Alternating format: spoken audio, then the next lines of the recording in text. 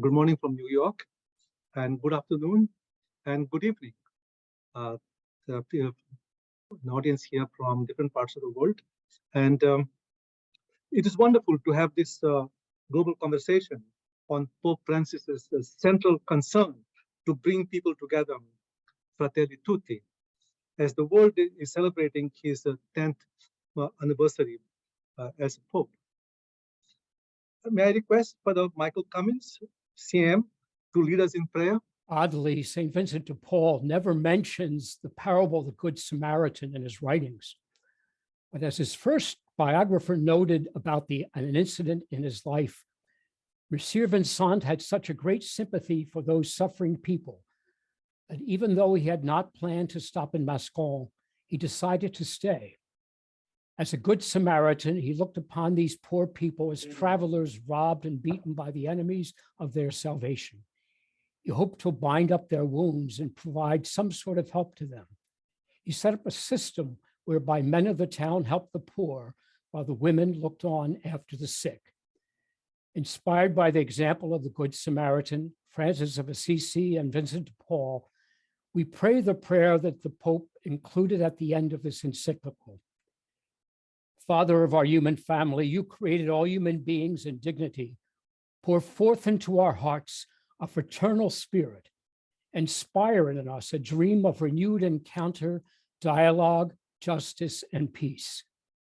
Move us to create healthier societies and a more dignified world, a world without hunger, poverty, violence, and war. May our hearts be open to all the peoples and the nations of the earth.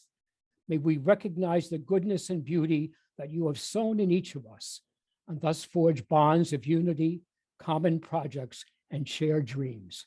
Amen. I would like to thank Ms. Elena Herrero of Somos Organization, Father Robert Kickham, and Christine Munch. Without their assistance, would not be able to have this important conversation today. I would like to present to you our Dean, the Dean of the Collins College of Professional Studies, Dr. Luca Iandoli, who would like to greet us. Good morning, everyone. My name is Luca Iandoli. I'm the Dean of the Collins College of Professional Studies. It's a pleasure and an honor to be in this role, to serve in this role, and to welcome you this morning to this event. Let me first thank Dr. Monteiro for organizing this event on a great topic, very much needed conversation. And of course, I'm also very grateful to all the speakers. Thank you so much for your time, for sharing your wisdom, your knowledge with us today. So a theme that is very dear for me from the encyclic is this vision of Pope Francis of society as a community centered on fraternity. I'm citing his words as accurately as I can. Centered, so society as a community centered on fraternity, social friendship, openness, inclusion, and service. So at the more modest level, this is the vision that we try to implement here at St. John's. This is reflected in our mission. This is reflected in our newly approved five-year strategic plan. But I think it goes well beyond what is in the official document. I think people here at St. John, and definitely in my college, people like Basilio and other colleagues, they go above and beyond to try to get this alive and implemented every day within the classroom and outside the classroom. And I agree with that. The learning is possible only when it's based on these things: inclusivity, social friendship, and on service. I'm borrowing this image from the encyclic, the Good Samaritan. I think that applies to the encounter between a teacher and a student. A teacher and a student are like two strangers on the road. They meet at some point in their life. But when they meet, they do not trade goods. They do not exchange information. They give something to the other person. That's what they do. Learning is gifting. That's what I think learning is. And of course, gifting goes both ways. We can learn from our students as much as they can learn from us. This is important, especially after the disruption the pandemic brought to the university, to the academic environment, to the classroom. We have an urge of rebuilding these relationships and through community, which is a little bit different than an online community, right? And also, I think this is very timely because there's a dangerous misconception that is brought to us by the digital revolution. And I'm talking as a computer scientist. That's my background. So I know the technology, but I also feel some concern, and I'm afraid of some of the trends that I'm seeing out there. And the big misconception is that everything is information. That our life is mostly based on information, digital or otherwise. Learning is information. Is information, passing information, is exchange of information. Relationships are connections. This is wrong. Human life is much more than that. Human life is made up of relationships and of conversations and of gifting to each other. And this is what we have to try to implement in any context. In our case, in the classroom, in our university, in the workplace, and other human aggregates. So I don't want to take too much time. I just want to thank you for attending today again, and I'll give the floor back to Basilio so that we can start listening from you. Thank you very much. His Eminence Cardinal O'Malley does not need introduction. His life is invested in bringing people together and keeping them together. He is a close collaborator of Pope Francis, and he's affectionately known as the people's cardinal, and rightly so. And he would like to be known simply as Father Sean. We are grateful, Father Sean, for your graciousness to join us in this important conversation. I'm much grateful to Bishop Theodore Mascarenhas. He's a relentless community builder. Despite all the odds, he remains steadfast to bring people together in his very diverse and challenging politically, economically, and culturally part of the world in India. After completing his doctoral studies at the Pontifical Biblical Institute in Rome, he worked with His Eminence Cardinal Gianfranco Ravazzi at the Pontifical Council for Culture, now the Dicastery for Culture and Education. He was soon appointed as auxiliary bishop of the Archdiocese of Ranchi, which he served as, and also he served as the Secretary General of the Catholic Bishops' Conference of India, and now he simultaneously is Apostolic Administrator of the Diocese of Daltonganj. I'm grateful to Dr. Inez Anjali Murzaku. By all accounts, she is a force of nature. She's a professor of religion and director of Catholic Studies program at Seton Hall University in New Jersey. She did her doctoral studies at Pontifical Oriental Institute in Rome. She's deeply steeped into Orthodox Albanian Church. She is a prolific writer, and her recent biography of Mother Teresa is very illuminating. Today, she's joined by her student, Kennedy Dirks. She's a biology major and a Catholic Studies student at Seton Hall University. I'm also grateful to Father Joseph Blay, an indefatigable soul, a conventual Franciscan priest who has worked as a general delegate of justice, peace, and integrity of creation. He's currently guardian of his community in Elmina, Ghana. He teaches at St. Peter's Major Seminary at Cape Coast in Ghana. He did his master's degree at St. John's University and a doctorate at Niagara University, both Vincentian institutions. Now he's confused. He's wondering whether he's a Vincentian or a Franciscan. His doctoral dissertation, a phenomenological study of artificial and small-scale gold mining in Ghana, rural poverty or mitigation or aggravation, received Best Doctoral Dissertation Award. I'm grateful for our moderator, my colleague, Dr. Christopher Vogt. He's an associate professor in the Department of Theology and Religious Studies in St. John's College of Liberal Arts and Sciences, and a fellow of the Vincentian Center for Church and Society. His recent publications include Death and Dying for the T&T Clark Handbook of Christian Ethics, Catholic Social Teaching and Ecological Ethics for the revised edition of Green Discipleship, and Mercy, Solidarity, and Hope, Essential Personal and Political Virtues in Troubled Times in Journal of Catholic Social Thought. His current research project is a book on Catholic higher education and the common good, forthcoming from Georgetown University Press. We will keep our presentations to 15 to 20 minutes, and we'll have about at least 30 minutes to engage in a conversation. You may send your questions, comments via chat box, and please remain muted while available. So now, may I invite His Eminence Cardinal O'Malley to please share your thoughts with us. Unmute.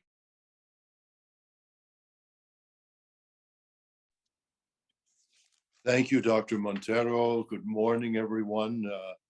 Pax et bonum. It's a great joy and privilege to be able to share with all of you this morning. We're grateful for the organizers of this conference who are holding up the encyclical on its 10th anniversary, Fratelli, Tutti. Shortly after I was named bishop in Fall River, I remember going to visit a nursing home, and as I walked down the hall, I heard an elderly lady saying to one of her friends as she pointed to me, "I have a statue of him in my garden."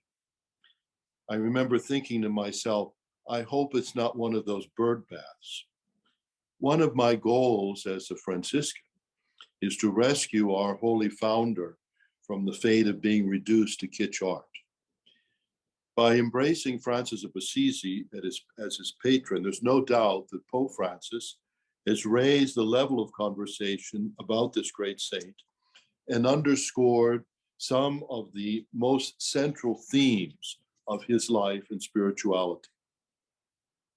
The Holy Father has done this through many gestures, such as going to Lampedusa on his first trip or washing the feet of Muslim prisoners in a detention center in Rome. In the introduction to Fratelli Tutti, dedicated to fraternity and social friendship, the Holy Father refers to the visit of St. Francis to the Sultan in Egypt. While other Christians were trying to conquer Islam by the sword, St. Francis extended an olive branch of peace and friendship. What would the world be like today if the animosity between Christians and Muslims had been replaced by the friendship and solidarity that Francis sought to build when he went to visit the Sultan? According to one tradition, the Sultan was so impressed with Francis that he gave him one of the horns that was used to call Muslims to prayer. St. Francis took it back to Assisi and used it to call the friars to prayer. Pope Francis dedicates the encyclical to all people of goodwill, leading us to reflect on the invitation to dialogue as a way to promote a new vision of solidarity and social friendship. The Holy Father calls us to come together as human family, children of our common earth, each of us bringing the richness of beliefs and convictions, each of us with our own voice, all brothers and sisters. In my family home, we have an old photo album. One of my favorite pictures shows my grandparents in front of their first car, a 1910 Ford T touring car. They're both wearing goggles and dusters. My grandfather has a leather cap, and my grandmother a large hat tied firmly under her chin with a long scarf. They were obviously equipped to risk their lives at the very dangerous speeds of 15 miles an hour. These same grandparents, whose lives expanded the entire 20th century, saw a man walk on the moon. While the 20th century produced the greatest innovations in science, technology, and medicine, it's also the century of the greatest violence and destruction caused by human beings. It was the century of 2 world wars, the Holocaust, apartheid, the legalization of abortion. Each year, I take several hundred young people from the diocese to participate in the pro-life march in Washington. One of those years, we went to visit the Holocaust Museum as part of our pro-life pilgrimage. One of the exhibits that made a particular impression on me was a letter projected on the wall addressed to all teachers, written by a man called Chaim Ganot, a Holocaust survivor. In the letter, he shares his experience of a Nazi concentration camp, where he met doctors, nurses, engineers, and military personnel, all well-trained and academically prepared for their professions. But they were all using science and technology to destroy innocent human beings. Gounod calls on teachers, above all, to teach their students to be truly human. In today's world, for many, science has become a substitute for religion. In fact, science helps us to discover a lot about the world around us, and in many ways has made our lives more comfortable and safer. But also, we're painfully aware that the forces of science, technology, and medicine can be used for nefarious purposes motivated by greed, hatred, revenge, and pride. It is our faith that allows us to discover the meaning and the value of things. It's our faith that allows us to discover how much God loves us, to discover our own identity as his children made in his image and likeness, to discover our purpose and our mission. The Holy Father in chapter 1 of Fratelli Tutti speaks of the dark clouds that hang over a closed world, while lucidity observing the signs of the times. Old conflicts long buried are emerging anew, while the examples of a short-sighted, extremist, resentful, and aggressive nationalism are increasing. In some countries, a concept of popular national unity influenced by various ideologies is creating new forms of selfishness and a loss of social meaning under the pretext of defense of national interest. Pope Francis laments that we are more alone than ever, especially if we take the perspective of those who are excluded and exploited by the powerful. The Holy Father also refers to the experience of women disproportionately discriminated against and excluded, as well as subject to abuse and violence. As we see the price of progress that is not committed to the common good, tremendous technological advances make life more comfortable and efficient for many, while millions of children continue to die of poverty and starvation. As a young priest in Washington, each year, I waited with curiosity for the announcement in the Washington Post of who was winning the prize for having received the most parking tickets that year. I would always check to see if I was a winner. But the winner was invariably the very same person, the Russian ambassador. The Washington police didn't miss an opportunity to find the ambassador's car. This was undoubtedly one of the most subtle manifestations of the Cold War. In the time of Jesus, there was a Cold War also between Jews and Samaritans. Today, we often talk about the parable of the Good Samaritan. But in the time of Jesus, those two words never appeared in the same sentence. A Good Samaritan was an oxymoron, a contradiction of terms. Much of the impact of this parable is lost on us today because most people do not even suspect the animosity that existed between Jews and Samaritans.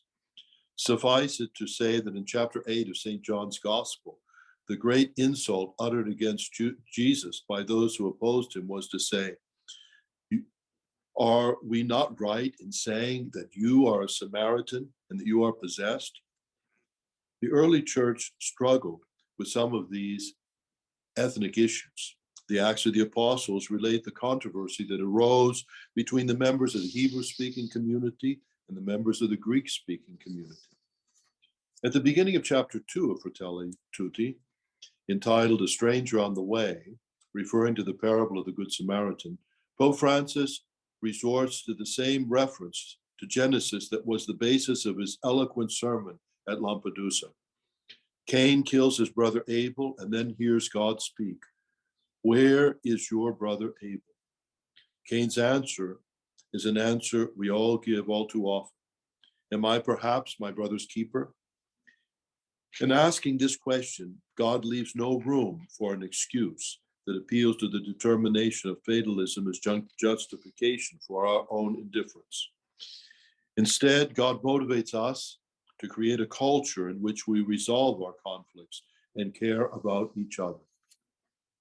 In fact, Jesus tells us the parable of the Good Samaritan in response to the question, "What must I do to inherit eternal life?" Jesus' answer is more than a suggestion that we practice compassion or generosity. What is at issue here is that our souls will be judged according to our commitment to follow the Samaritan's example. The question the doctor of the law asks next, who is my neighbor? He seems to ask a simple clarification, but in reality, it's a question that seeks to set limits. It seeks to identify those to whom we owe nothing. The fundamental point of Jesus is that everyone should be considered our neighbor without exception. In fact, Jesus returns to the question of the doctor of the law. Which of these three seemed to you to have been the neighbor to the man who fell into the hands of the robbers? In other words, the doctor of the law sees his neighbor as the object of his duties, while Jesus presents a vision of his neighbor as someone who proactively loves. This means that the question we must ask is not who is my neighbor, but what kind of neighbor am I? The Samaritan becomes the model of what it means to love one's neighbor as oneself. Because unlike the priest and the Levite, who see the man abandoned to death and cross to the other side of the road, creating distance between themselves and the needy, the Samaritan goes out of his way and approaches the victim of the robbery, putting himself in a position of vulnerability in the way of danger. In fact, given the cultural prejudice against the Samaritans, anyone passing by could accuse him of being the thief. The duties of solidarity require more than providing assistance to others in need. We must also commit ourselves to the kinds of practices and policies that prevent exclusion and exploitation, ensuring the full dignity, rights, and empowerment of every human being. Pope Francis says, we all have in us something of the wounded man, something of the thief, something of the passerby, and something of the Good Samaritan, which means that every day we have to make up our minds again whether we want to be the Good Samaritans or the indifferent bystanders. Pope Francis also points out that the Samaritan does not receive any thanks or praise for his act of compassion. He's moved by the vision of human suffering and expresses his own humanity by caring for someone in need. His actions are motivated by mercy and love and not by a desire for public recognition or self-worth. As Christians, we read this parable of the Good Samaritan in the light of the Last Judgment presented in the Gospel of Matthew, where Jesus says, I was hungry and you gave me food. I was thirsty. I was sick. I was in prison. I was a stranger. It's not surprising that the people portrayed in the Gospel passage, both those who gave themselves with compassion and those who did nothing, all had the same question. When did we see you in these circumstances? Jesus explains that when we do something for the least of his brothers and sisters, it is for him that we do it. The Jewish people have a beautiful concept called tikkun olam, which means to fix the world. This task is understood as the effort to create a society that reflects God's justice and mercy, with an attitude of social responsibility for citizens of all races and creeds. This ideal expresses universal equality, freedom, and peace.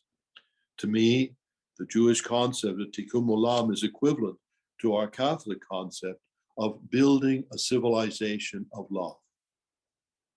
The Holy Father uses the parable of the Good Samaritan as the theological core of the encyclical. The decision to help a human being whose life is in danger was for the Samaritan a courageous decision that truly puts the well-being of another person ahead of his own.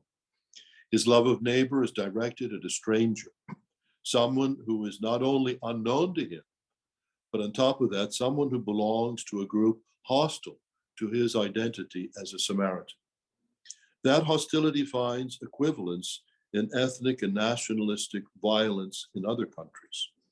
In fact, of the 50 million people who have died in armed conflict since the end of World War II, the majority have perished in ethnic conflicts.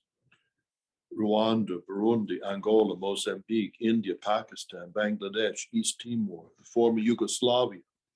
The new millennium finds the entire world struggling with a devastating legacy of racial and ethnic violence. The challenge for believers is to build a civilization of love in a world where there is so much division. Diversity must be seen as something that can enrich our human family.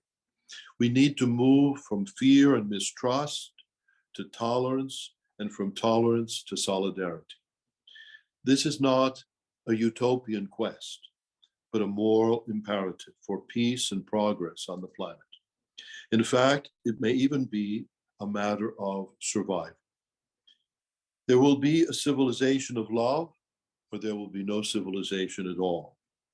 Solidarity is an expression of the great commandment that leads us to form a community and that will allow us to overcome structures of sin and oppression that are a scourge for humanity.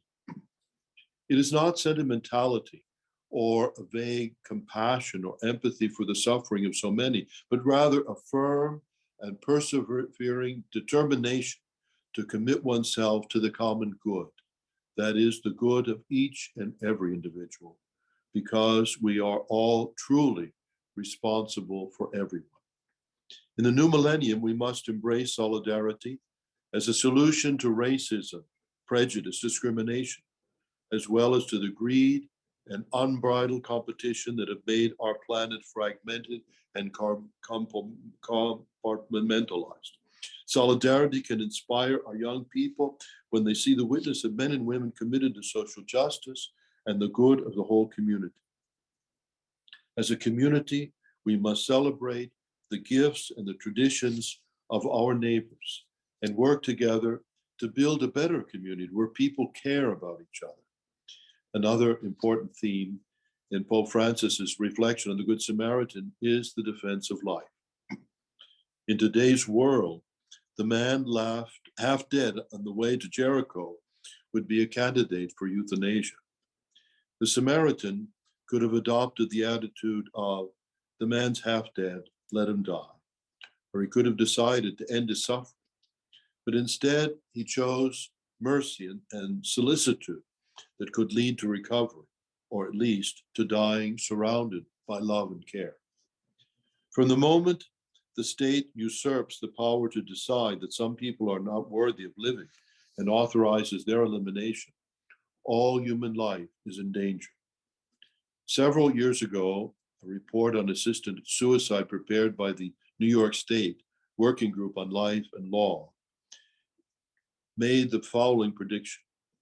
Assisted suicide and euthanasia will be practiced in the context of the social inequality and prejudice that characterizes the provision of services in all segments of society, including the care of those who will be most vulnerable to abuse, error, the poor, minorities, and those who have less education and less power.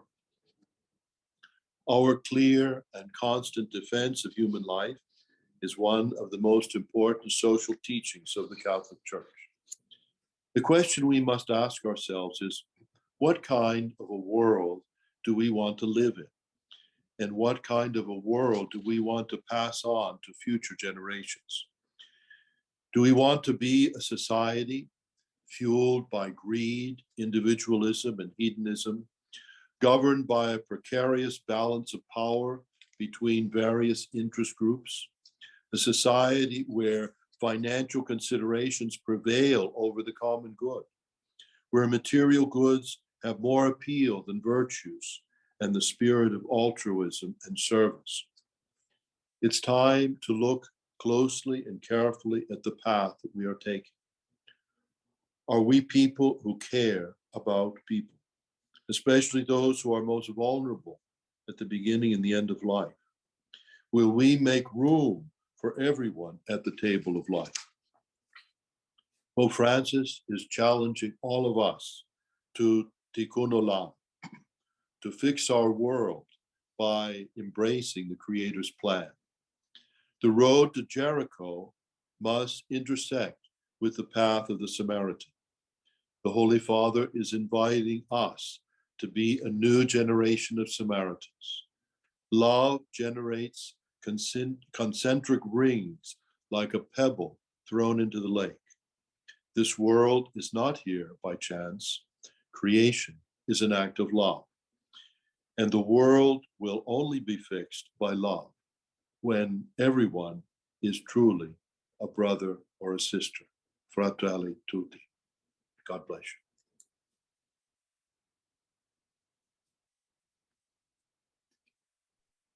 Thank you very much, Your Eminence, Cardinal O'Malley, for this very insightful and inspiring words that you shared with us. Now, may I invite Bishop Theodore Mascarenhas?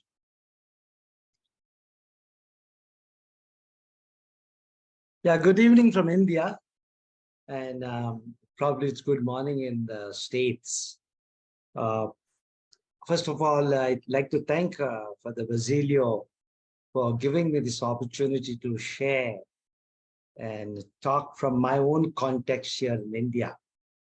But before that, I should say a word of gratitude to our Holy Father for this beautiful ecclesiastical document, Fratelli Tutti, because when you look at the document, it appears as if this document was made for India itself.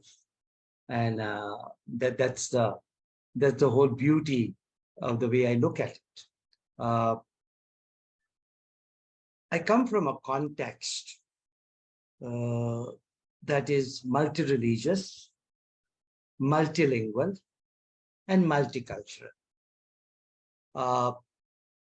If we had to say, there are at least 10 big religions in India that would have over 15 million adherents. We have 21 official languages, officially accepted by the Constitution, and over 2,000 unofficial languages, and probably nobody has counted the dialects in which people speak. I work in a state that is the second poorest state of the country, though I originally hail from Goa, which is among the richest in the country. So I live in that contrast, and I live in contrast and experience contrast all the time.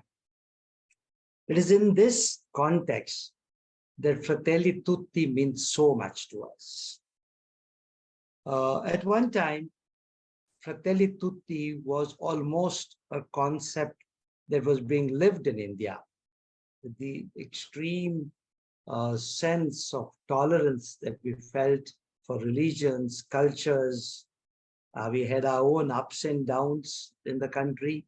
We saw at the time of independence, blood dripping down our streets as rioters, Hindu-Muslim riots took millions of lives. But somehow we seem to have recovered somewhere during the 60s and 70s and 80s, till again extremism in Punjab, extremism in Kashmir came back to the fore, and we began to feel that we were no longer Fratelli Tutti, that we had huge differences among us. It is in this context that I speak on what the Holy Father seems to have offered to India on a platter, not only to India, but to the whole world. I noticed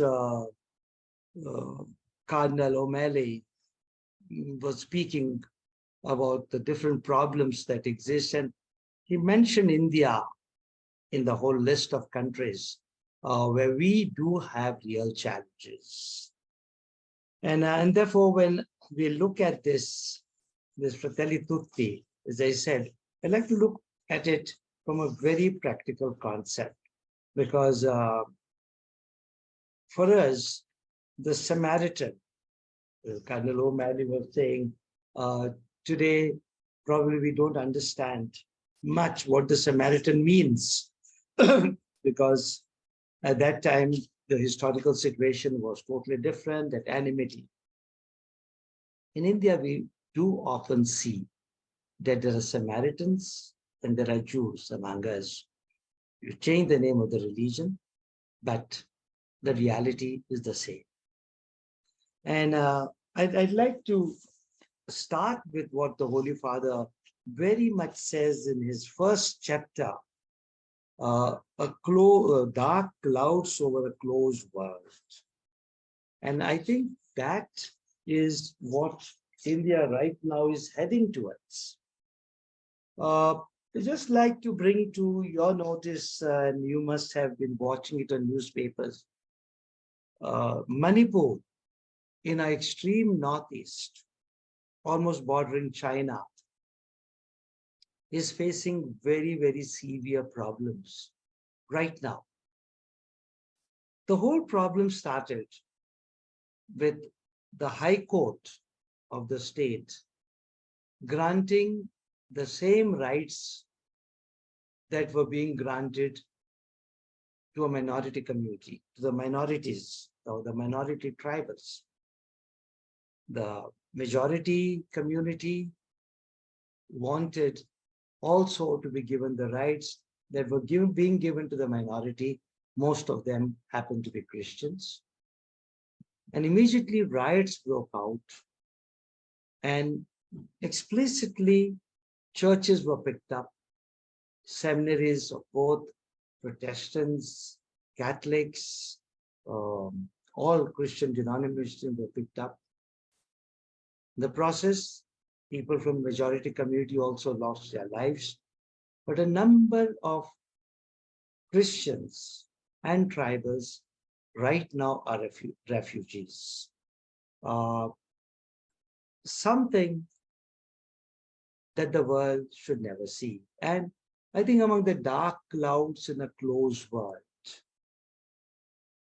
this is what we are experiencing in one part of India. But unfortunately, I would have been happy to say that it's limited to one corner, though even that you can't say with happiness. It gives you a lot of sadness to really see a whole people suffering in one corner. And we are trying to express our solidarity in different ways. But there is a certain group of people that are creating what I could call heat waves of hate. These move among the people, create fear that the majority community is in danger, that Christians are converting them. Muslims are using what is known as love jihad, marrying their girls and converting them to Islam.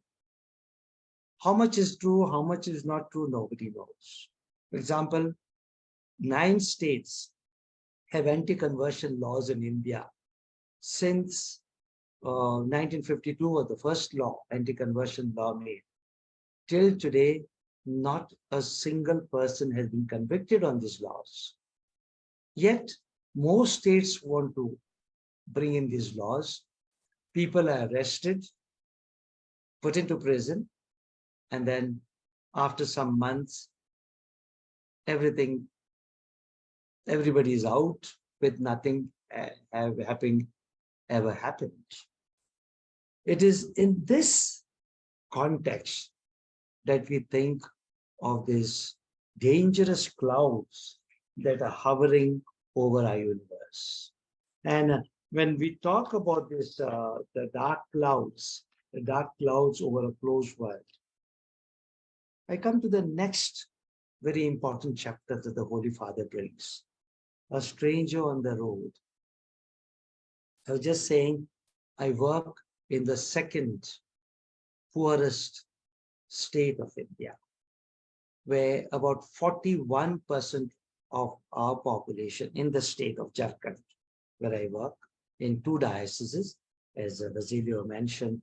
I'm auxiliary bishop of Ranchi, but I'm also the apostolic administrator of Daltonganj, a diocese that is without a bishop for the last 7 years.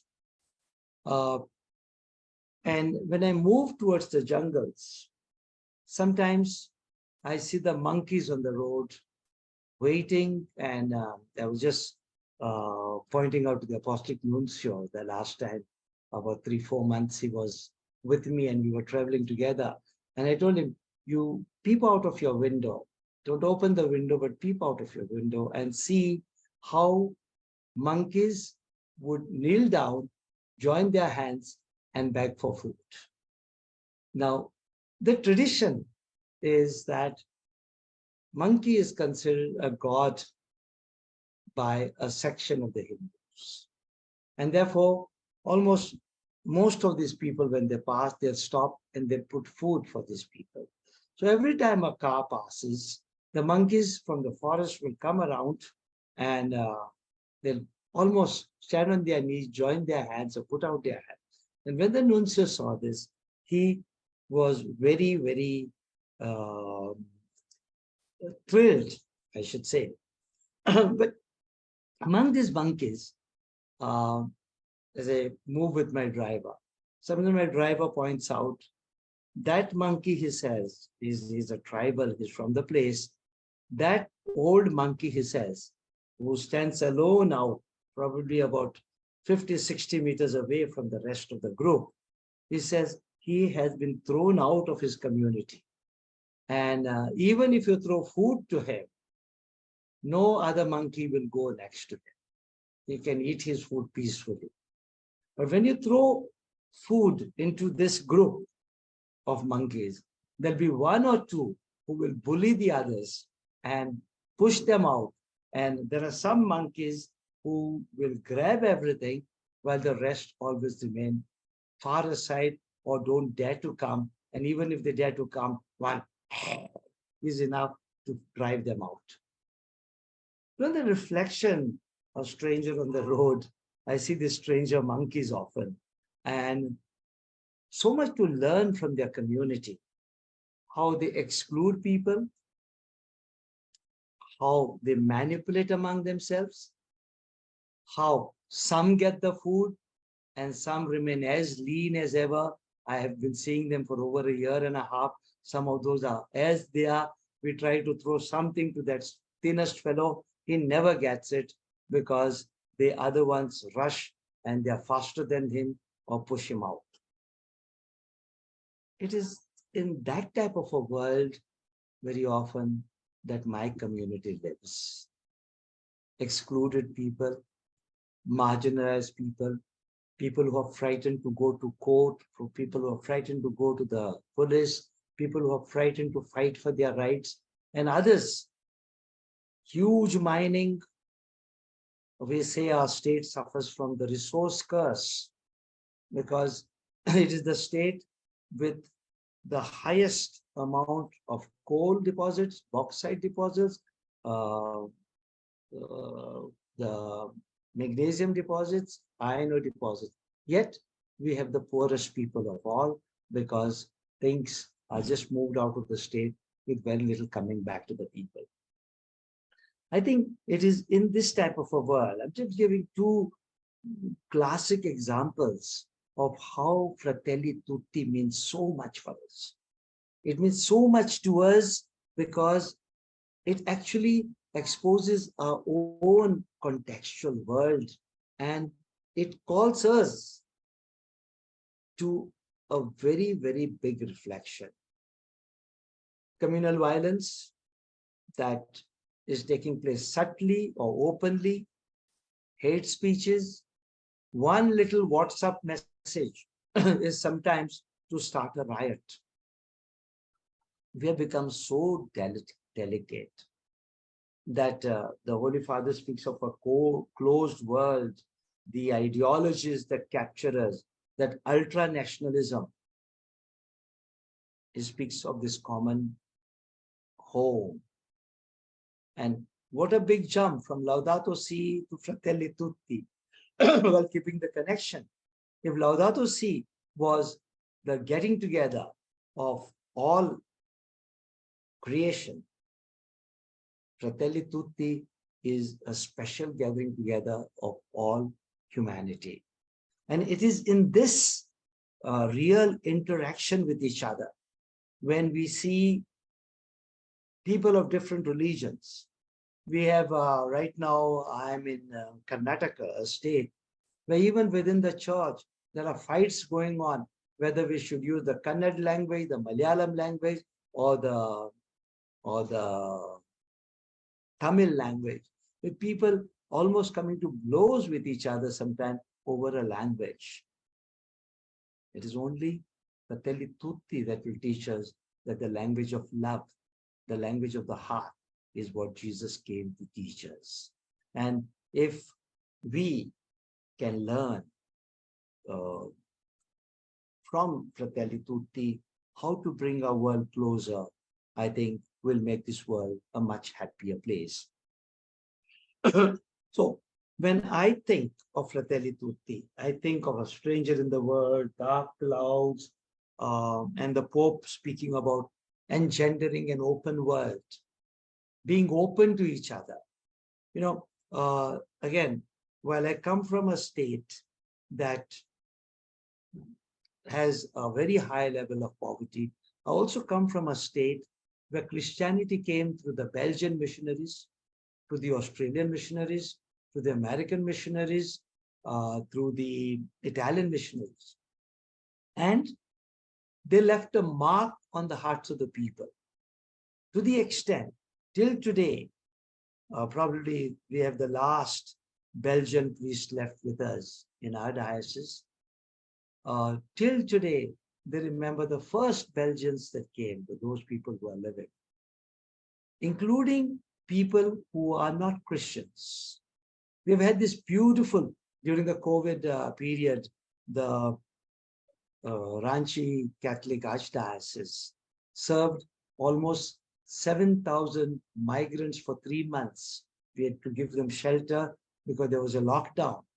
And we had them in 14 shelters for almost 3 months.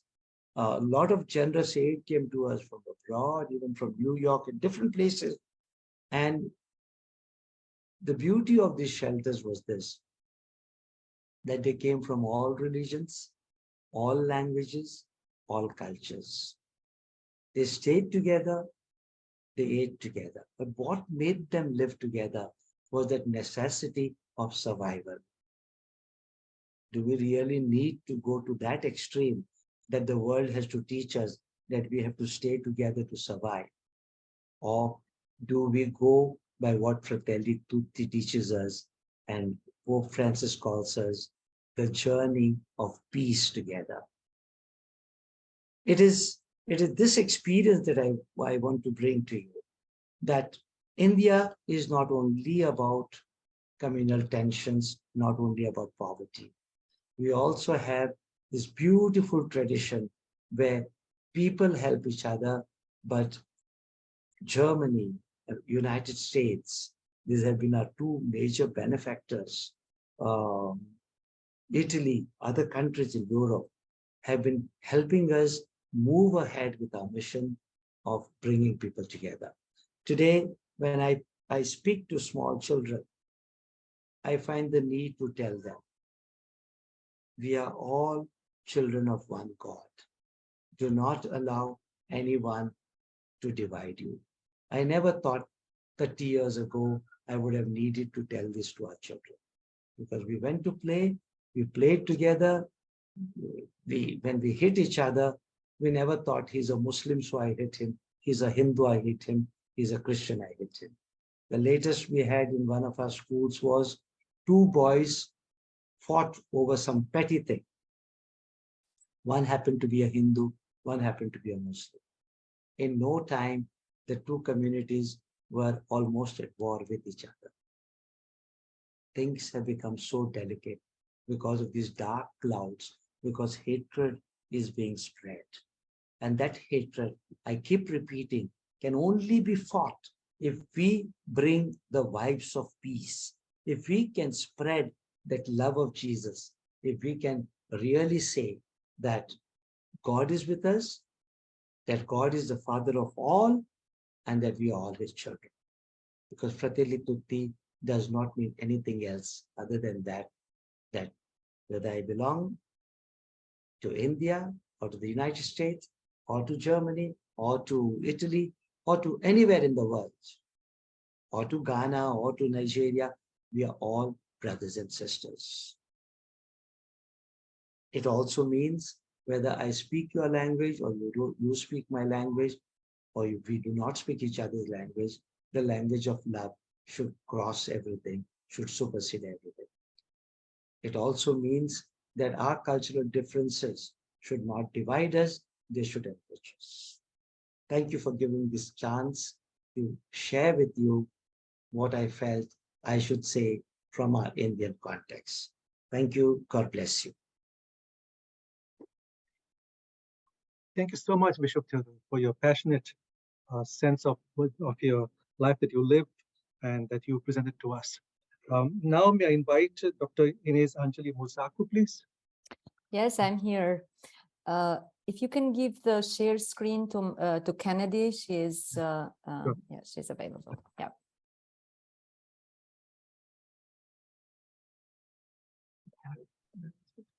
Yeah. You have to do it. It's given to her. She has to share it. Kennedy, are you ready? Yes, she's ready. Okay, good morning, good afternoon. Thank you very much for coming and starting the day for us here in New Jersey, actually, with this kind of friendship and also discussing Fratelli Tutti, or as I would prefer to translate it as siblings all. So thank you, Father Basilio, Professor Father Basilio Monterio, for the invitation and indeed for extending principles of Fratelli Tutti across the Hudson to New Jersey, where Seton Hall, my home institution, is. After all, we are fratelli, siblings, right? Two major Catholic universities which ought to collaborate, applying what Pope Francis actually calls us to do in Fratelli Tutti.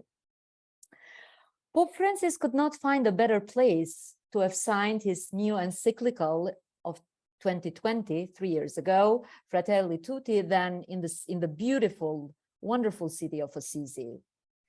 One day before the feast of St. Francis of Assisi.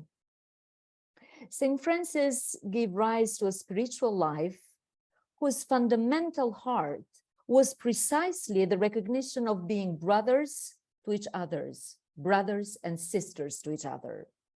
It seems that with this encyclical, Pope Francis is telling the world that there is a mystical and a spiritual priority to the existence of faith over the institutional or over the forms, the former forms of belief, and by this I mean theology.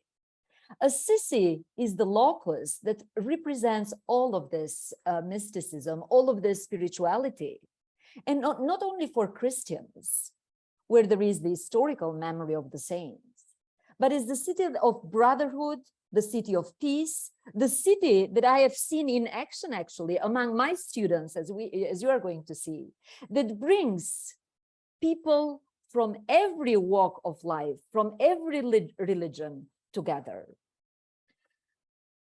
When Pope Francis actually was elected on March the 13th, and he appeared in that balcony and took the name Francis, everybody was wondering, how come this Jesuit Pope took a Franciscan name? So I remember very, very vividly my students asking these questions. How is that possible for a Jesuit to take a Franciscan name? But we still couldn't make, couldn't understand, where is he going? Although there is much in the name, there is a lot in the name tells a lot. So I will be focusing on two themes. The first one is how Franciscan is Francis on fraternity in Fratelli Tutti. And the second one is on education, which of course is very dear to my heart, is part of my mission. What do Fratelli Tutti and Pope Francis's call to universal friendship mean for the Catholic University? How can we educate students in friendship? How can Catholic universities become leavens of fraternity? What is the Fratelli Tutti pedagogy? Maybe we have to come with a special pedagogy. So I will leave the topic of Assisi to my student Kennedy Dirks, who was with me actually in a trip during spring break, which is called Italy in the Footsteps of the Saints. And of course, we visited Assisi. So I'll leave this to her, and I will focus on this two topics. So how Franciscan is Francis on fraternity in Fratelli Tutti? How can we compare? What did Pope Francis actually appropriated, not only from the name Francis, but also the theology, the spirituality, the mysticism. So St. Francis of Assisi and Pope Francis, Fratelli Tutti, approach fraternity from a Trinitarian and deeply, I think, Christological perspectives, which go beyond the common way of understanding fraternity. The key to understanding St. Francis and Pope Francis's take on fraternity is via the encounter, which turns into dialogue with a leper, and for Pope Francis, a dialogue with the unwanted or the society's peripheries. Of course, Pope Francis is very big on the society's peripheries, which is with both of these themes actually are very Franciscan in nature. And for both Francises, the key thing that unites Pope Francis and St. Francis of Assisi is the dignity of every human being, which is also the cornerstone of our Catholic social teaching. Now, the theological and transcendent dimension of fraternity. Let's start with the name frater, brother, is one of the most used words by St. Francis of Assisi, only to be surpassed by that of the Lord. And I'm talking about the writings of St. Francis of Assisi. Obviously, St. Francis of Assisi understood fraternity from the perspective of faith. Quote, "The Lord gave me brothers," unquote. He writes and considers brothers as a divine gift, an all-inclusive brotherhood, even for those brothers who might lack in intelligence. He included them. The same with Pope Francis in Fratelli Tutti. No elitism, not a closed circle, like the Stoics, for example, how they viewed fraternity, or that of the Enlightenment. We are all siblings. All people are fundamentally equal, siblings, based, of course, on the natural law. The fraternity Pope Francis is advocating is not part of a contract. It's not transactional. It is not paid. It is given for free. It is reciprocal, because it is not us, but God the Father, who has called us in Christ and has made us brothers and sisters. So it is a very special kind of fraternity. It is from above, from the Creator, and we are the beneficiaries. Fraternity and human dignity are both transcendent. And you can see this very clearly in the thinking of St. Francis of Assisi and, of course, Pope Francis. So fraternity and human dignity are transcendent, and for this reason, they are not negotiable. It is a cosmic form of fraternity that both Francises are talking about, and in a new way, in a new way of understanding fraternity is Pope Francis in Fratelli Tutti, who speaks about love others as yourself. This love entails reciprocity and mutual responsibility towards one another, but also towards the common house. We are all connected, and as a result, fraternity extends to all, creator and creatures. So in this sense, fraternity is an unmerited or undeserved gift and a task for all of us. Given the generosity of the Creator who gifted us with fraternity, we should understand that everyone is dignified and equal. Now, I will comment a little bit on encounter, because this is one of the expressions or words, let's say, that Pope Francis uses not only in Fratelli Tutti, but also in other encyclicals. So the encounter, how to go, how to make friends, how to be friends to all, how to treat others as siblings via encounter. The encounter with the leper that was mentioned by my colleagues here was decisive in the conversion of Saint Francis. As he wrote, Saint Francis, what has seemed bitter to me was turned into sweetness of soul and body, unquote. It was after the encounter that Saint Francis decided to stay among the lepers on the peripheries of the beautiful city of Assisi. He served them and became one of them and with them. Similarly, Pope Francis makes specific references to the parable of the Good Samaritan. Francis invites us to examine our consciousness and answer the question, which of these persons in the parable do you identify with? What would have been your reaction? The universal fraternity Pope Francis invites in Fratelli Tutti is a praxis-oriented fraternity, Samaritan hands-on approach to fraternity. For Pope Francis, it is the Good Samaritan who renders free of charge, if you will, service with no return expectations. It is this kind of relationship that make universal fraternity possible. Nothing related or united the Good Samaritan and the victim on the street, neither social nor rank. The only thing that united them was human dignity. This is how good neighbors behave. They are first Samaritan, neighbors, and friends. So, what kind of fraternity is Pope Francis is talking about then? I think that you can see connections between Ignatian spirituality and Franciscan spirituality, and this find a synthesis in Pope Francis.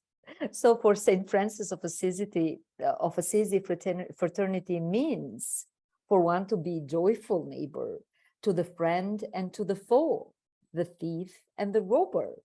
Fraternity is not transactional, as I said, or a social contract, which excludes or reduces the person to an anonymous, faceless other following the market economy. The market is believed to function better when everyone focuses on personal interest or personal gain. Mors tua vita mea, your death is my life. This is from Thomas Hobbes.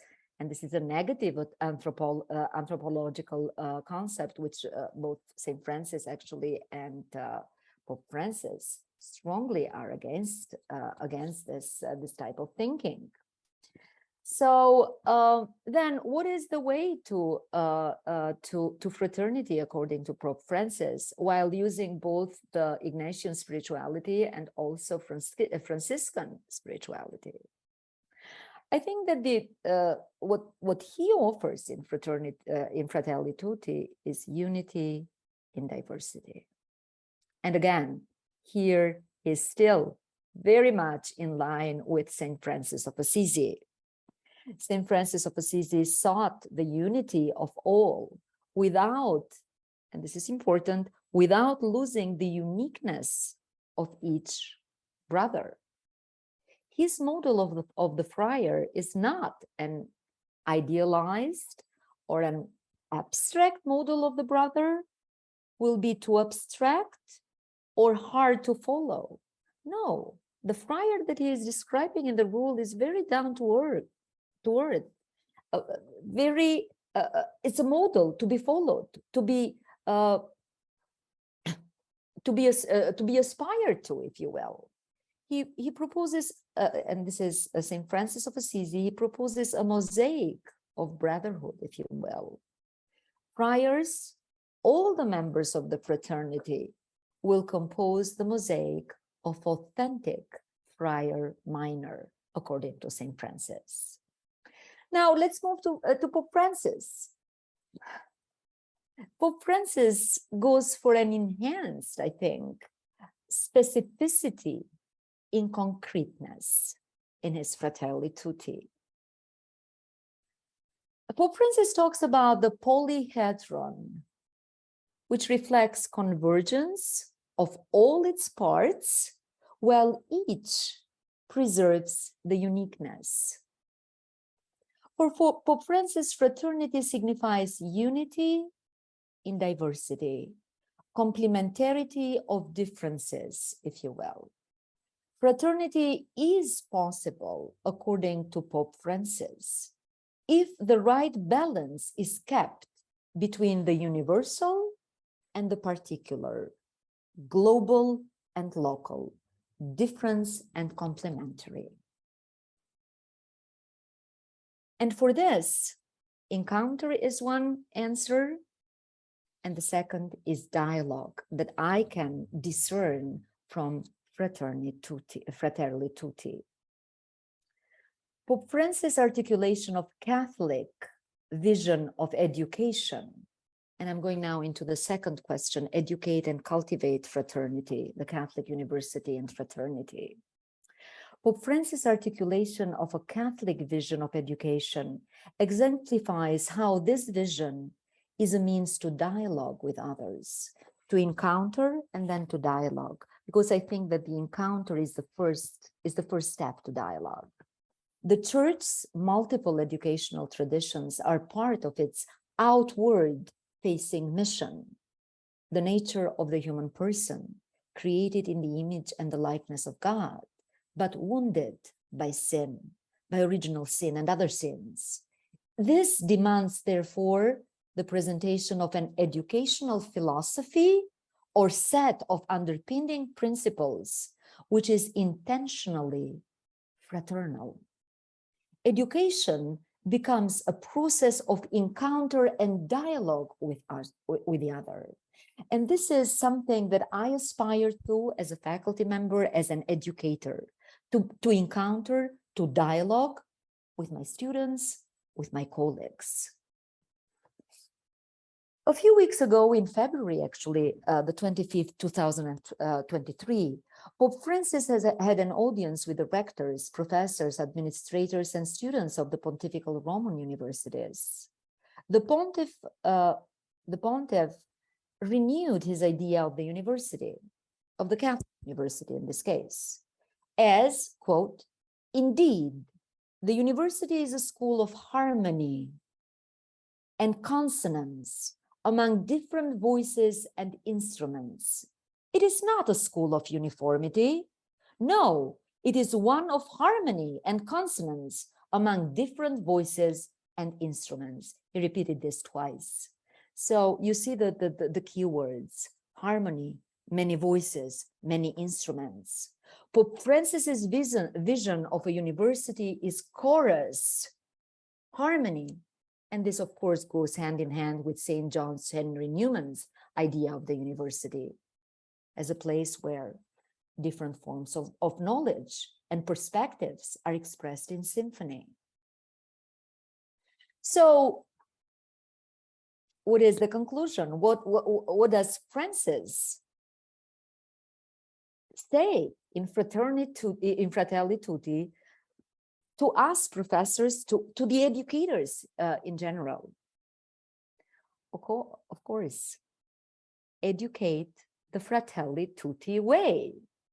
Call to fraternal love, educating the poor, the disadvantaged. And this is something that we have to take very seriously as Catholic University, and for Seton Hall even more, actually, because we are a diocesan university. Educating the poor and the disadvantaged. Of course, subsidiarity and solidarity come into the fore for this. So Francis's invitation to the university to renew the commitment, quotes, to sing as a choir and educate the Fratelli Tutti way, offering an education that includes the poor student, the disadvantaged, the immigrant, an education that bends down to touch and heal the wounds of the others. How are we as Catholic institutions answering St. Francis and Pope Francis's call? Thank you very much for your attention. And now I'll give the floor to my student, Kennedy Dirks. Kennedy. Hello, good morning, good afternoon, good evening, everyone. My name is Kennedy Dirks, as Dr. Murzaku said, and I am a graduating senior here at Seton Hall University. I'm pre-medical, studying biology and Catholic studies, and I had the privilege of going with Dr. Murzaku to Assisi this past March. To fulfill my degree, my last class was called The Popes and Science, and our last encyclical that we studied was Pope Francis. And something that he mentioned was our call to go to the peripheries, especially in science, and meeting our brothers and sisters where they are at. As Dr. Murzaku said, it's about solidarity. And I felt, in a way, that Assisi was that periphery. I was so excited to go to Rome because that's what you hear about. You hear about the Vatican and just the great and rich culture of Rome. And I remember seeing Assisi on our itinerary and thinking, what are we gonna do in Assisi for 3 days? And then I got there and I didn't want to leave. I fell in love with the city because of its rich history and rich stories about fraternity. We ended up taking a tour around the city and seeing the Cathedral of San Rufino, of St. Clare, and then of St. Francis. And it was so inspiring how their stories were interwoven with each other and how their histories all impacted and influenced the others. And that being said, there was so much unity in that diversity, not just between the saints, but between our group as well. A lot of our group is Catholic. We are a Catholic institution, but we're also a very diverse institution. And one of my friends on the trip grew up Jewish. And I remember the whole time we were in Assisi, she was asking me questions. She had never heard of St. Francis or most of the saints on our trip.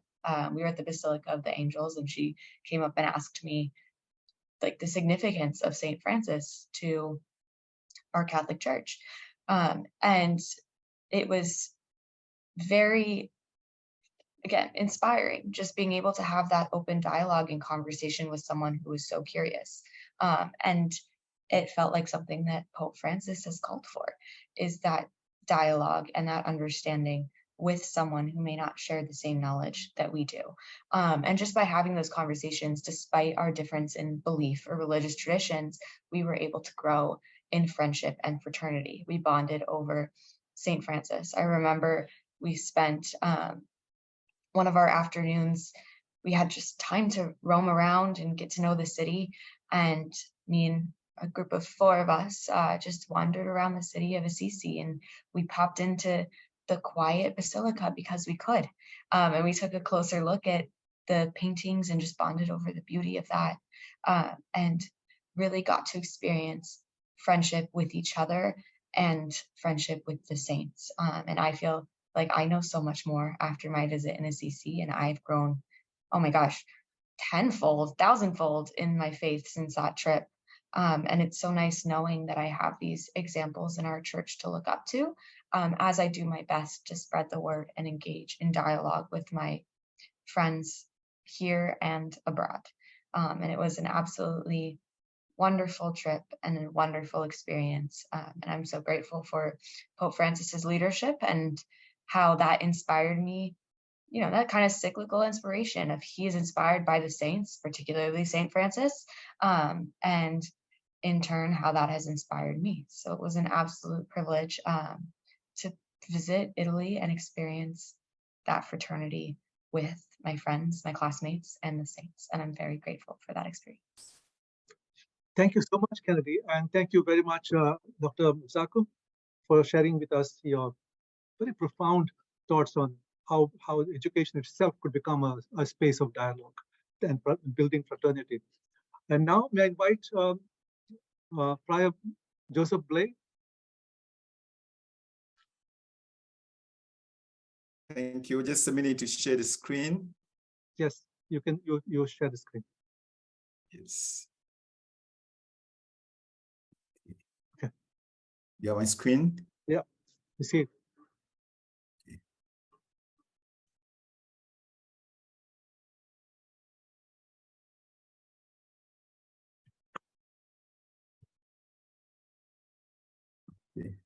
Okay. Yes, okay. So let me just go back. So good afternoon, everybody. That is from Rome. Here is good evening. I'm talking from Rome. And good morning, depending where you are. It gives me great pleasure, I might say, to reconnect to my alma mater, St. John's University, and to my respectable professor, Dr. Basilio. And I wouldn't like to forget Dr. Chris Vogt, who moderated my capstone when I was doing my master's with St. John's. So I'm most privileged today to also be on a panel with my most venerable confrere, His Eminence Cardinal O'Malley. So Dr. Montero, I would like to thank you in a particular way for this invitation. Pope Francis's Fratelli Tutti resounds a philosophy which is so fundamental to most African cultures. In fact, in most sub-Saharan African cultures, there is no individual without the family, nor can there be a family without an individual. This philosophy is wisely captured as I am because we are, and because we are, I am. Fratelli Tutti subsumes Ubuntu philosophy. So in my presentation, I am giving the African perspective of Fratelli Tutti. So just a short outline, we are going to look at the understanding of the title from African perspective, and I will also give a brief interweaving concepts, particularly African concepts that we find in Fratelli Tutti. I will also bring out some positive reflections from African perspective, and then what Fratelli Tutti also tells us as threats to African humanhood. And then finally, I'll conclude the timeliness of Fratelli Tutti. So when Pope Francis issued his third encyclical, Fratelli Tutti, its title was contested from some cycles of women.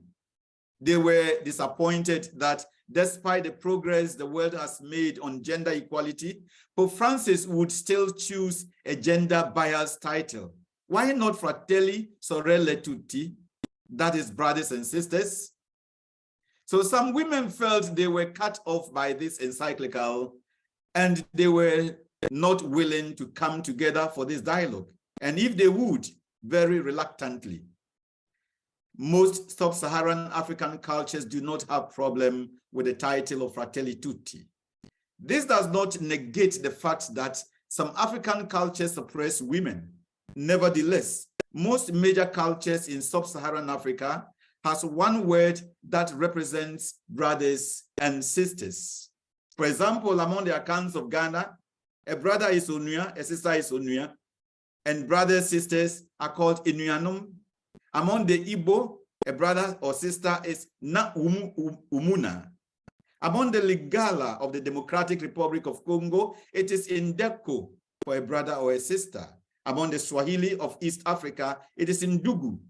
And the Zulus of South Africa, we say Bafuetu. All these express that concept of brother or sister. Hence, they do not quarrel with Pope Francis for remaining faithful to the original expression of St. Francis, who addressed his friars Fratelli Tutti. So, my dear brothers, in this presentation, since Africa, my brothers and sisters, since Africa comprises about 54 countries with hundreds of cultural variations, permit me to use the accounts of Ghana as a case study in some principles of human fraternity, which Pope Francis underlines in Fratelli Tutti. I will sometimes make reference to some major ethnic groups in Africa. The fundamental relational component for building the human fraternity are brother or sister and neighbor. Unfortunately, Pope Francis says neighbor has lost its significance to associates, as we have heard from the parable of the Good Samaritan in Fratelli Tutti 102. Among most African cultures, especially the accounts of Ghana, humanhood is a constellation of ripples like those formed when a stone drops in a pond of water. Already, His Eminence had made a reference to these conical cycles. The English word sibling is called Onua in Akan, and it is the first ripple from one parent. However, among Akans, Onua goes beyond the parental blood to include extensions of this bloodline. From the nucleus Onua, one joins the extended family called Abusua, which for the Akan is matrilineal. For other people, it can be patrilineal. Onua now includes the entire descendants of the first woman ancestress to settle in the community. The neighbor is the nearest homes next to one's own or those who share boundary with one's farms. The compatriot is called Mwananchi in Swahili, which literally means a child of the land. In Akan, we also say Omani, person of the land. An associate has very limited import in African humanhood. Interestingly, all other concepts slide into Onua or Indugu, as we say it in Swahili. The farther or the more distant one finds themselves away from the nucleus family, the larger Onua becomes. In the same town, for example, Onua is a family member. Within the district or the municipality, Onua is a townsfolk, one that comes from the same commune, the same town. Within the region, Onua is a tribesman. That means this time anybody coming from the municipality. And in the country, Onua is somebody coming from the same region. On the continent, Onua is anyone from the same country. That is why sometimes you see Africans, could be Kenyans, Ghanaians, Nigerians. Every Nigerian is a brother or a sister to a Nigerian. Every Ghanaian is a brother or a sister to a Ghanaian once they are outside their country. And finally, when they are outside the continent, Onua becomes even the same color. So for Africans, when we are in Rome, somebody is a Kenyan, Ugandan, we are brothers and sisters. Then finally, Onua becomes anyone created in the image of God. So the concept Onua traces us or links us to that common factor which we all share together. Fratelli Tutti highlights some pertinent values for building the human family, including interreligious coexistence, solidarity, generational coherence, respect for the elderly, respect for life, and hospitality. I would like to highlight those prominently prevalent in many African cultures. Unfortunately, African religions are classified as one. At best, they can be seen as Christianity or Islam with different denominations. African religion is not one. The point I'm making here is that what is true is that in African history, though there have been different religious cults and deities, people never fought on religious grounds. Somebody will say, but how about Boko Haram? How about Al-Shabaab? These are religion imported, but go into history and see when African religious followers fought over their deity. The point I'm making here is that Africans are interreligiously coexistential. Africans are religious tolerant.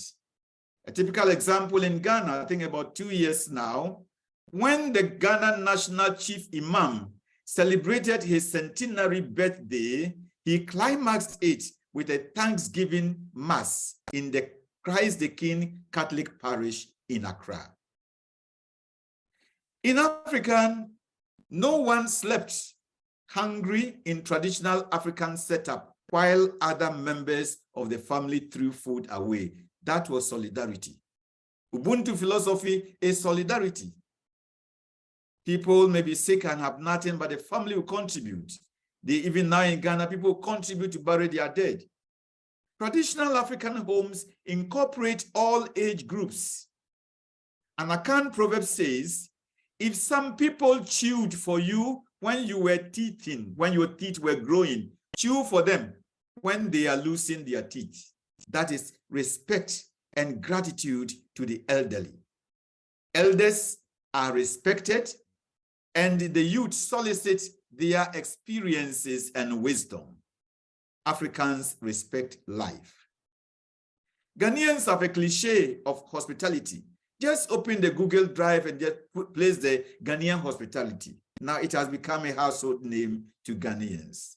There is always someone ready to assist a stranger and a foreigner. These are some positive reflections, African reflections, which I find in Fratelli Tutti. However, despite the rich values underlined above, Fratelli Tutti gives some indications of threats to African humanhood. I would just like to underline only 4 of them. As you see, generational dichotomy, existential thrown away of foreigners, dignity disparity, and migration. We take them one by one. So on the generational dichotomy, Pope Francis has something here for us. That one effective way to weaken historical consciousness, critical thinking, the struggle for justice, and the process of integration is to empty great words of great meaning and to manipulate them. What do certain words like democracy, freedom, justice, or unity really mean? Most youth are, or let's say most youth in Africa, Ghana per se, are so disillusioned and disappointed in the older generation of the present political economic dispensation in many African countries. The ideals of independence and philosophies of some founding fathers have turned utopian. Today, the youth ask, where is our Ghana freedom and justice on our motto? What does the democracy mean to our people, to our youth? It means unemployment. It means getting away from the country, migrating and passing through difficulties. What does justice mean today? What does unity mean to our youth? They find themselves so disappointed. On the other hand, older generations also blame younger ones for disregarding social values and quick money syndrome. They just want to be rich. They have no discipline just to wait and prepare themselves, work by dint of hard work and industry to reach there. Prosperity must just come on the silver platter. This is the generational dichotomy which we find, which I think Pope Francis is highlighting and calling Africans' attention to reflect on. The second threat I find is existential, thrown-aways and foreigners. What Pope Francis commented on at the global level is very prevalent in many African countries. Some parts of our human family, Pope Francis says, it appears, can be readily sacrificed for the sake of others considered worthy of a carefree existence. Yeah, he keeps on telling us, even in the Laudato Si, that can the rich and the wealthy reduce their way of living, their superfluous ways, so that all the others can have a fair share of the world's good. But that also applies to a country, or at country level, local levels. The peasant, the rural dwellers, and the youth in general feel sacrificed for the economic and political powerful. In my country, Ghana, for example, one phenomenon that is creating existential foreigners and thrown-aways is illegal mining, popularly called galamsey in Ghana. Some mining kingpins aided by their powerful accomplices, invade, raid, and despoil people's farm, poor people's land, poor people's sources of water. Deprived of their sources of livelihood, these poor people become existential throwaways. They become foreigners on their own homelands. Pope Francis says, every brother or sister in need, when abandoned and ignored by a society in which I live, becomes an existential foreigner, even though born in the same country. Fratelli Tutti, 97. Pope Francis continues to also highlight on the what I call the dignity disparity. So he wants us to see how equal dignity shown on at the different countries. For us Catholics, our Catholic anthropology sustains that human beings derive their dignity from their being imago Dei, images of God. Pope Francis says, the mere fact that some people are born in places with fewer resources or less development does not justify the fact that they are living with less dignity. So rural people, are they having less dignity because they are rural? Those that are living in the slums, St. Francis says, Fratelli Tutti means, or the foundation of Fratelli Tutti is equal dignity. Consequently, policies are made to protect the vulnerable and not to expose them to the greed of few individuals. Pope Francis says, unless this basic principle is upheld, there will be no future either for fraternity or for the survival of humanity. So the vulnerable need to be protected. We are truly human when we think of the right of the other persons, when our economic and social system no longer produce even a single victim, a single person cast aside, we will be able to celebrate the feast of universal fraternity. That is Fratelli Tutti 117. Let us now look at migration. How has it affected Africa and Africans? There can hardly be a civilization or development without foreign contribution. Migration is a human fact, it's a human reality. Human beings migrate. However, Africans seem to be at the losing end of migration. Many immigrants to Africa raid and despoil the continent. Look at, for example, I don't want to be discriminating, but you look into most African countries, what our Chinese people are doing. Yes, I read, I think 2 days ago, that the president of Rwanda, Kagame, has set out, he has really expatriated 11 Chinese for abusing Rwandans. Yet most immigrants from Africa are exploited. They are discriminated and stripped of their dignity. So on our own land, immigrants come to exploit us. And then when Africans go outside as immigrants, they are also exploited, discriminated, and sometimes treated without dignity. Pope Francis says, even at home, fragmentation is also felt by the communities they leave behind, which lose their most vigorous and enterprising elements, and by families, especially when one or both of the parents migrate, leaving the children in the country of origin. Fratelli Tutti 38. Let us now look at the timeliness of Fratelli Tutti. It has come at a very good time where Africans can take reflection, can take some highlights for it to mend our situation. Fratelli Tutti has come on time to call Africans to build their self-esteem, to welcome and reinstate their hidden exiles, and to reenact Africa's Ubuntu philosophy. So 3 things I find here: the timeliness that Fratelli Tutti is calling on Africans to build their self-esteem, is calling Africans to welcome their hidden exiles, and to reenact the African humanhood. So let us now look at, first of all, the self-esteem. Pope Francis says in number 51 of Fratelli Tutti, a shallow and pathetic desire to imitate others leads to copying and consuming in place of creating and fosters low national self-esteem. We know that no one is self-sufficient, albeit everyone can believe in their uniqueness.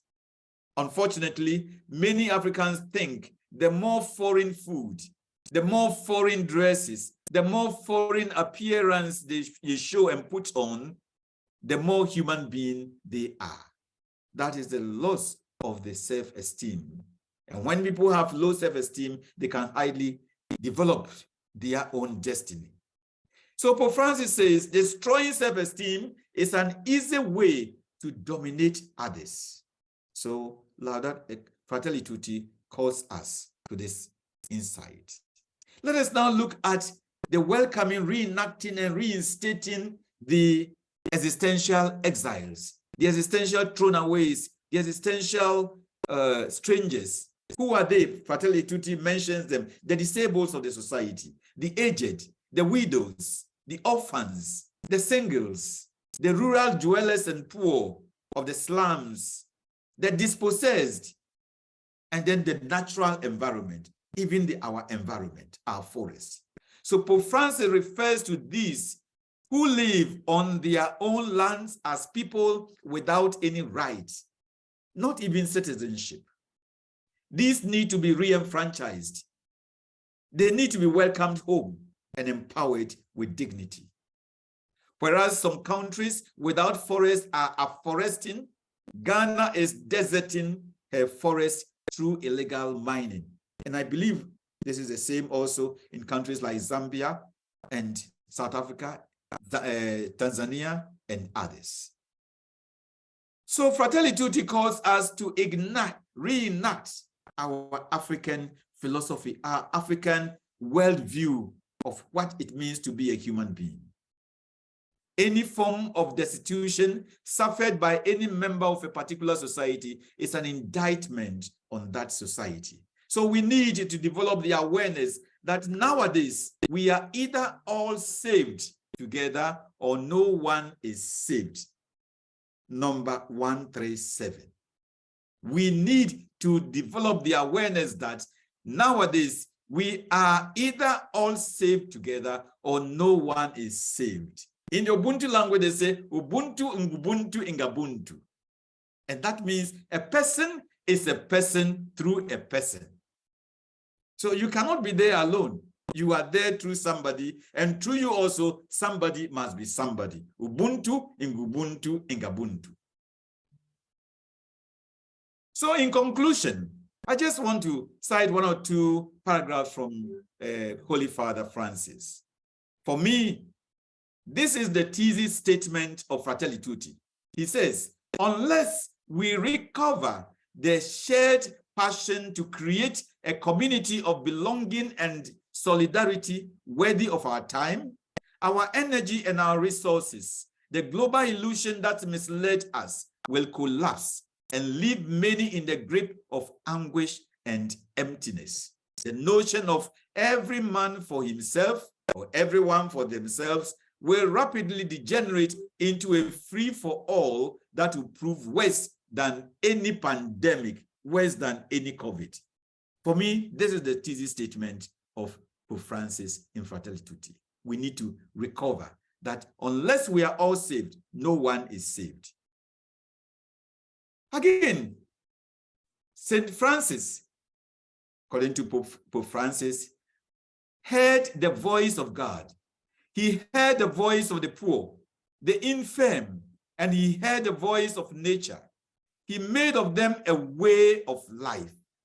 Pope Francis says, my desire is that the seed that St. Francis planted may grow in the hearts of many. So, dear listeners, a little Ghanaian, yeye enuanom, yentina de enuanom. Siamo Fratelli Tutti, viviamo da Fratelli Tutti. We are brothers and sisters. We are siblings. Let us live like siblings. Fratelli Tutti. Thank you.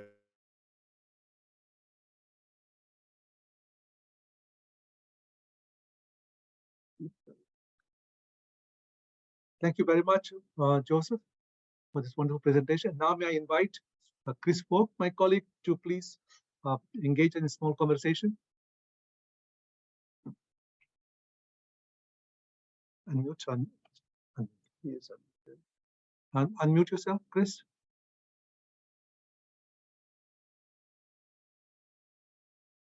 He's not muted. I think that his microphone is just not working. The microphone may not be working.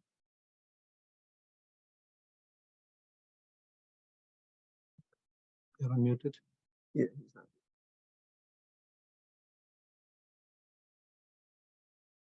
not. Can you hear me better now? Good, very good. Perfect. Okay. My fancy microphone was not working properly. I apologize. As I was saying, thank you very much for the invitation. It's been a great pleasure to be a part of this and to hear such insight on this important encyclical. I think that really our panel has done a great job in terms of giving us the vision of what Pope Francis is calling us toward in Fratelli Tutti. And I want to begin by focusing on this issue of a universal fraternity that also maintains identity, a rich identity. Francis says we must aim for the universal aspiration to fraternity early in the document, but he also is careful to emphasize the importance of ongoing rootedness and identity. So the image that Dr. Mazaku put forward of the mosaic, for example, where we don't give up our identities, and fraternity doesn't mean some kind of monotonous conformity, but difference remains. And Francis also warns that without history and tradition, people are more vulnerable to being manipulated and controlled simply by the market. So it's our very identities and our rootedness that gives us the capacity to resist dehumanization in many ways. But what I want to ask here is something else that Francis describes along these lines, when he says that we need to develop mechanisms of encounter. So I think in a number of the panelists this morning, we've heard the importance of dialogue, the importance of encounter, the importance of engagement, where we can have disagreements and reservations and still learn from each other. But Francis is also calling us to something practical here in terms of mechanisms of encounter. And so as people who both come from the perspective of the church and from the perspective of education, how might it be possible that the institutions that we're affiliated with might create occasions for encounter? Maybe I will start with Dr. Mazaku, since you kind of raised that point in the context of education, and that's something that we should aspire to at Catholic universities. Can you elaborate a bit on that point, and then we can hear from our other panelists as well? Oh, absolutely, absolutely. Actually, I have read Fratelli Tutti 3 years ago, and this time, when I was preparing for this conference, I read it with another pair of eyes, I can say, and also with my students in mind. As Kennedy said, I just returned from a beautiful trip, study abroad, Italy in the footsteps of the saints. So I consider education a way to build fraternity, a way to build dialogue, a way to encounter people. So in all my courses that I teach, dialogue, encounter is one of my goals. I can say major goal, because even education is friendship in and itself, actually.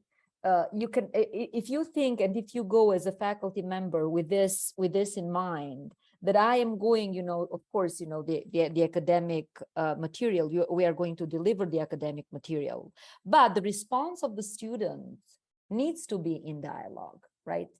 So that's, as a faculty member, how I see and how can I apply this encyclical. How to build dialogue? I mean, our classes, our classrooms actually are very, how can I say, at Seton Hall at least, I'm just commenting about Seton Hall.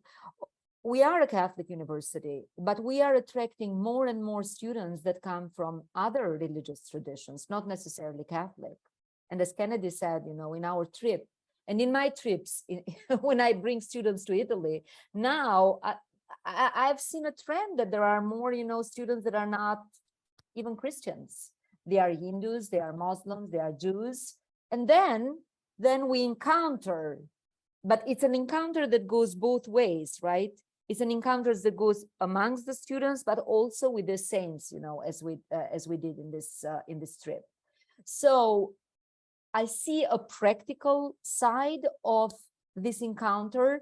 So how to make the students feel welcomed, how to make the students, you know, coming from different religions or no religion for that matter, feel welcome in a discussion and also contribute to this discussion. So I consider education having, and especially the Catholic education, having a mission in building the culture of encounter, in building Fratelli, Tutti path, okay, to what Pope Francis is talking about. I'll end my comment with one example that I'm very, very moved. I had students that were Muslims, and we went to Mount Gargano in Italy when St. Michael's, you know, appeared. And I saw, maybe Kennedy didn't notice this, 2 of my Muslim students were kneeling there. And by the way, there is a Franciscan connection there because St. Francis of Assisi went and visited the shrine of where St. Michael appeared. And when I saw the students, I said, oh, wonderful. I said, so you have a connection with St. Michael's? And then immediately they started saying, oh, professor, he is in the Quran. And we started the conversation, you know, about the angels. This is what I see as a dialogue, as an encounter, and also a dialogue in action, a Fratelli Tutti praxis, that we faculty members, if we go with that in mind, it is doable and can be done. Thank you. Father Joseph or Father Sean, maybe if you have any thoughts on how the church institutionally or maybe at a pastoral level might also be a catalyst for encounter. Any thoughts along those lines?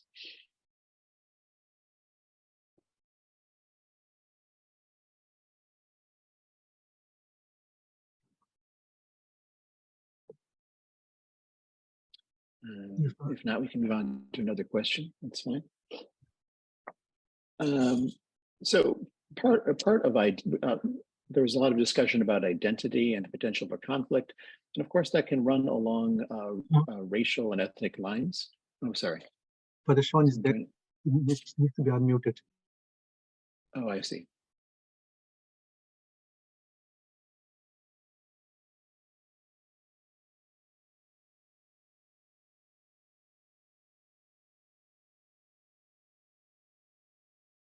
I don't see the choice to unmute him though. So, there we go. Muted.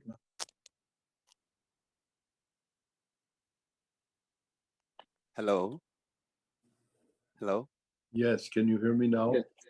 Yes, thank you. Oh, sorry. No, my computer is running out of battery life, and that I'm sort of fading in and out. Did you ask me a question?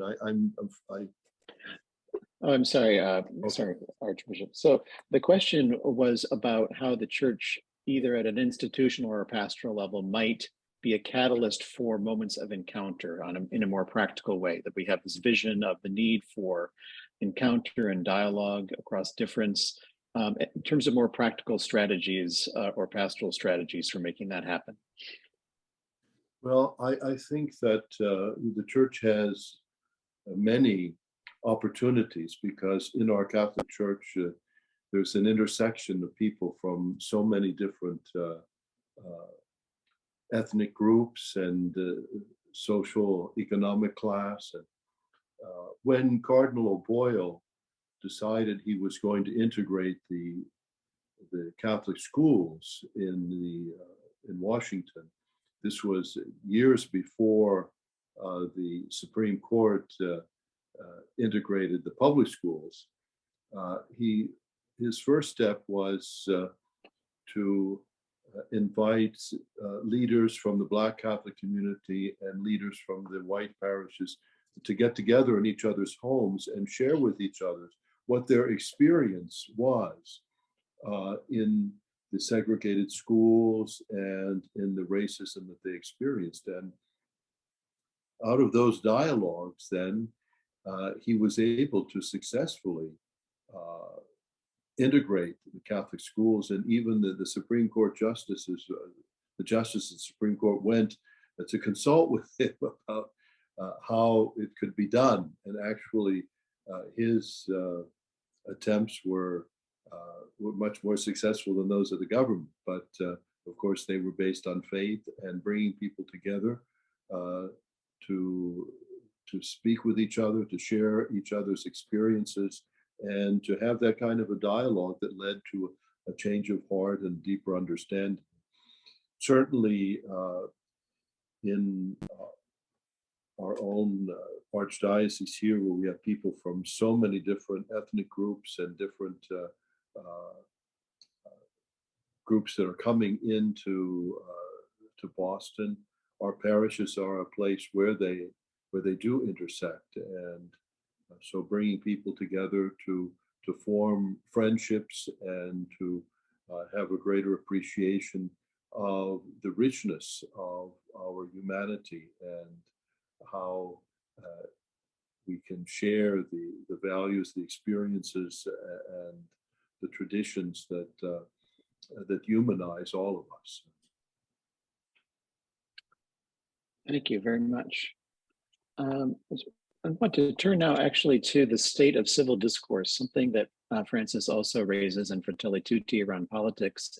He laments the fact that politics has devolved largely into more of a game in which we seek there can be no compromise, and where really the goal is a victory of either discrediting or eliminating one's opponents. And so that the difficulty here is that there's no attention to the common good. There's no attention to what afflicts people on the margins. And instead, it's really a battle for power, and there's no, which undermines our capacity both to engage one another and to move forward as societies. We certainly see that in the United States. We see it in India. Unfortunately, Bishop Theo has left. But my question is whether you have any insights into how, again, either the church or educational institutions affiliated with the church might remedy the current state of political discourse. And I invite anyone to respond.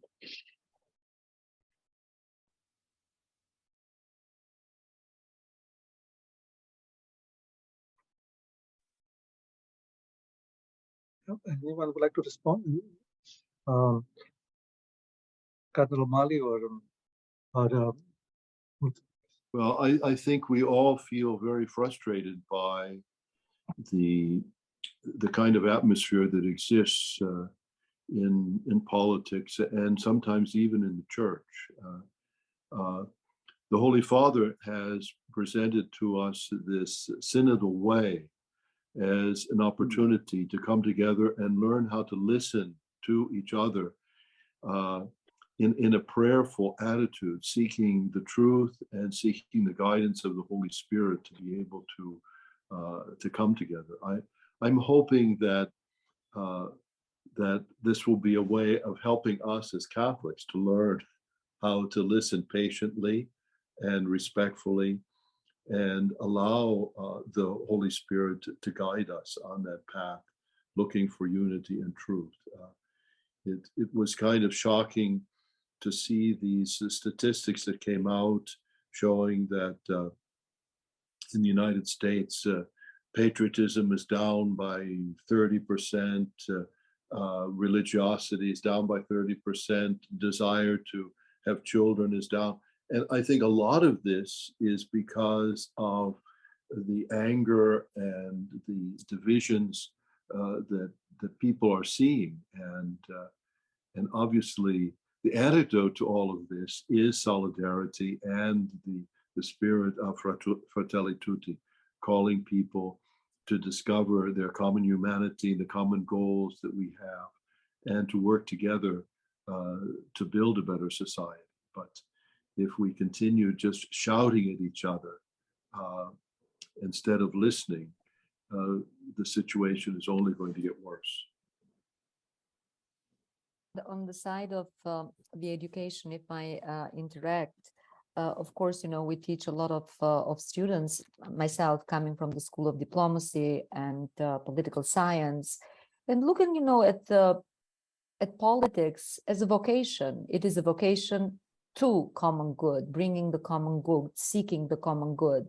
And if you enter politics with that idea in mind, even with the politicians that not necessarily agree, building on that common good is ground for encounter, is ground for dialogue.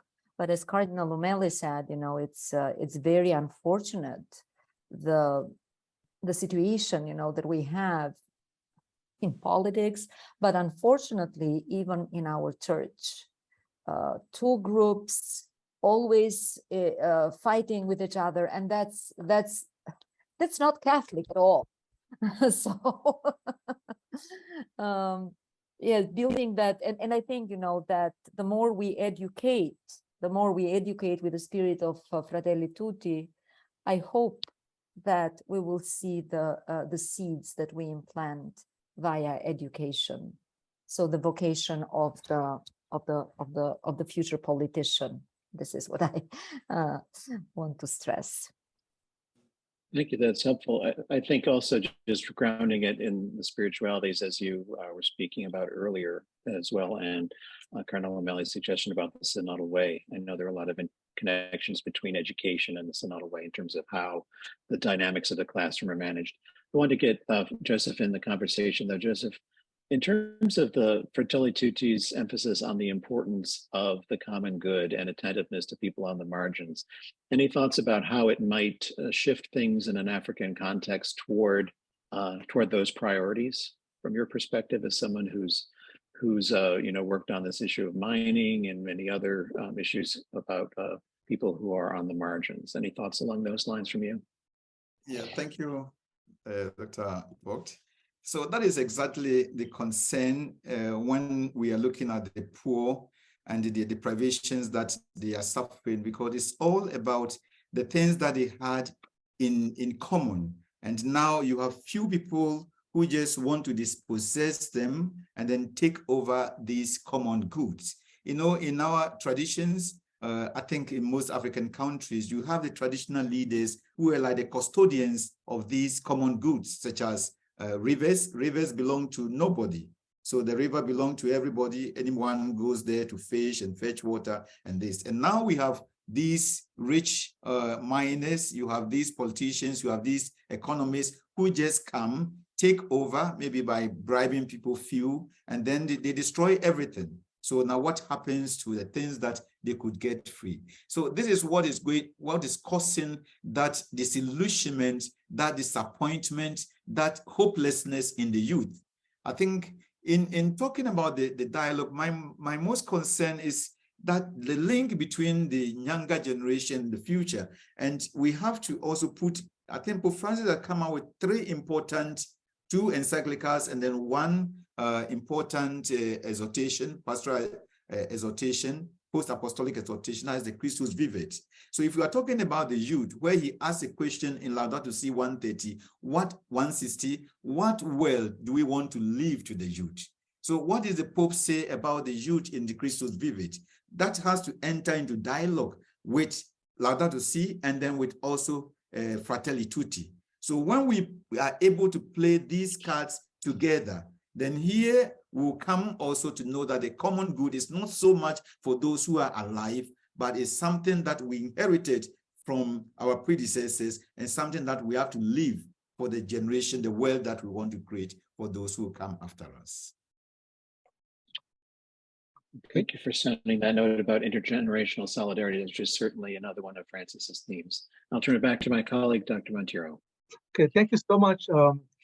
First of all, His Eminence Cardinal O'Malley, for spending a generous time with us, for sharing your wisdom, and above all, I think sharing your passion about this particular subject, which is dear to you, and I know, and also dear to Pope Francis, and we want to honor him for getting us to engage into this conversation. And also want to thank my colleague, friend Bishop Theodore Ashkarenyas, who had to leave. And he works in a very difficult environment, northern part of India. And but his reflection also has been very helpful for us, and his kind of work that he does. And also thanks very much, Dr. Murzaku, and your student, Kennedy. I wish you well. And of course, Prior Joseph Blay, you're always very generous with your time. Anytime I ask you to share with us, to make it available to us. Thank you so much. And as all good things have to come to an end, and we are ending this wonderful conversation we had on Fratelli Tutti. Wish you well and stay safe. Thank you. Thank you, Chris.